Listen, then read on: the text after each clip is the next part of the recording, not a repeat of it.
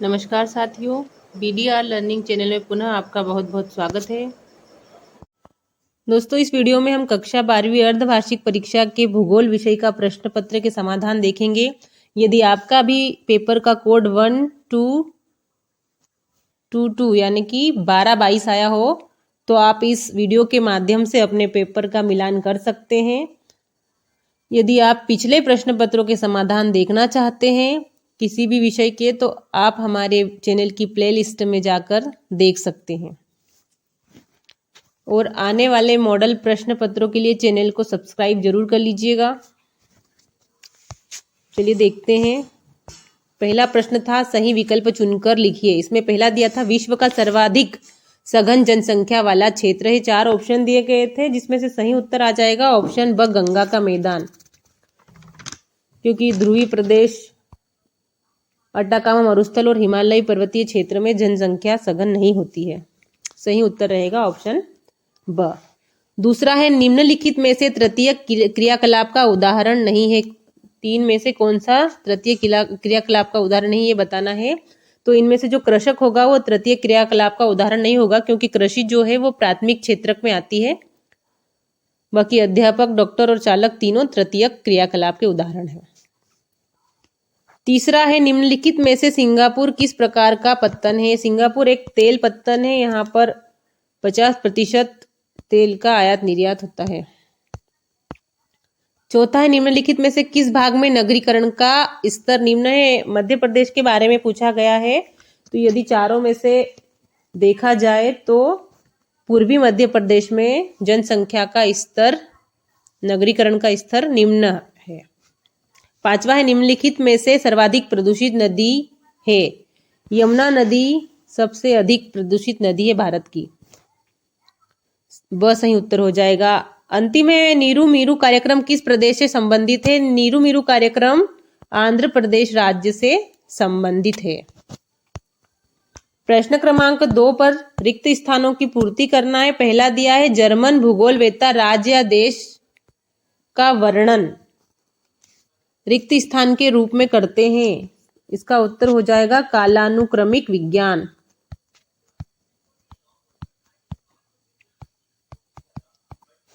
दूसरा है विकास का अर्थ गुणात्मक परिवर्तन है।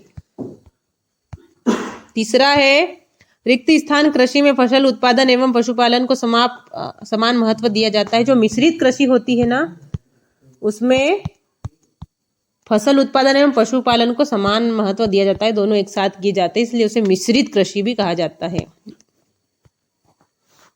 अगला है रिक्त स्थान पृथ्वी और अंतरिक्ष सूचना का प्रसारण करता है। जो उपग्रह होते हैं वो पृथ्वी और अंतरिक्ष सूचना का प्रसारण करते हैं, सैटेलाइट भी कहा जाता है ना। पांचवा है बिहार एवं सिक्किम में जनसंख्या का प्रतिशत सर्वाधिक किस प्रकार की जनसंख्या का प्रतिशत सर्वाधिक, ये पूछा गया है। तो बिहार और सिक्किम दोनों में ही निर्धन जनसंख्या का प्रतिशत सर्वाधिक है। अगला पूछा गया कपास तथा रिक्त स्थान भारत की प्रमुख रेशेदार फसलें हैं। कपास, जूट तथा पटसन। अब जूट या पटसन लिख सकते हैं। प्रश्न क्रमांक 3 में सत्य असत्य चुनकर लिखना है। पहला दिया है मानवीय क्रियाएं प्राकृतिक भूदृश्य की रचना करती है। सही हो जाएगा। दूसरा है देश में तृतीय क्रियाकलाप में रोजगार की प्रवृत्ति बढ़ रही है। ये बिल्कुल सही है। तीसरा विश्व व्यापार संगठन एक राष्ट्रीय संगठन है। ये आपका असत्य हो जाएगा। WTO यानी कि विश्व व्यापार संगठन एक अंतरराष्ट्रीय संगठन है, ना कि एक राष्ट्रीय संगठन। चौथा है अलीगढ़ एक शैक्षिक नगर है। ये भी आपका सत्य हो जाएगा। पांचवा है द पॉपुलेशन बम पुस्तक के लेखक मीडोस है। ये कथन आपका असत्य हो जाएगा। इस पुस्तक के लेखक पॉल आर एरलिच है, ना कि मीडोस।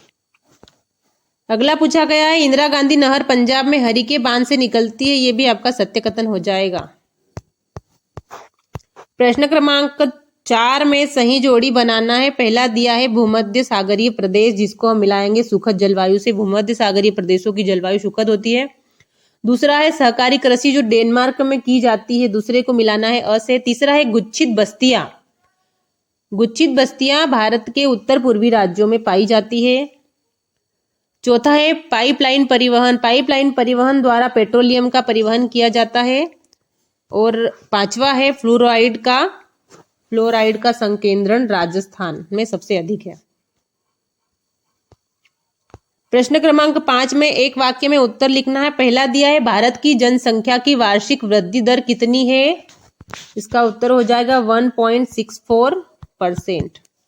1.64% भारत की जनसंख्या की वार्षिक वृद्धि दर है। दूसरा है हिमालय की निचली घाटियों में कौन सी बस्तियां पाई जाती है? हेमलेटेड बस्तियां पाई जाती है। तीसरा है रोटरडम किस महाद्वीप के लिए आंत्रपोपत्तन है? यूरोप महाद्वीप के लिए। यूरोप महाद्वीप का महत्वपूर्ण बंदरगाह है। चौथा है विश्व के किस जल मार्ग को वृहद ट्रंक मार्ग कहा जाता है?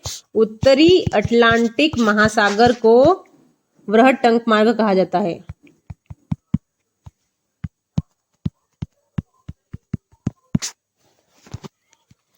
पांचवा किस देश ने सकल राष्ट्रीय प्रसन्नता को देश की प्रगति का आधिकारिक माप घोषित किया है? जो भूटान देश है उसने सकल राष्ट्रीय प्रसन्नता को देश की प्रगति का आधिकारिक माप घोषित किया है। आगे के प्रश्न आप वीडियो में से देखकर नोट कर सकते हैं। वीडियो यदि आपको अच्छा लगा हो तो वीडियो को लाइक कीजिएगा। अपने सभी दोस्तों तक वीडियो को पहुंचाइएगा ताकि उन्हें भी इसका लाभ मिल सके। और चैनल को सब्सक्राइब कर लीजिएगा ताकि आने वाले वीडियो समय पर आप तक पहुंच सके और आप अपनी परीक्षा की तैयारी अच्छे से कर सके। मिलते हैं नेक्स्ट वीडियो में। Thank you.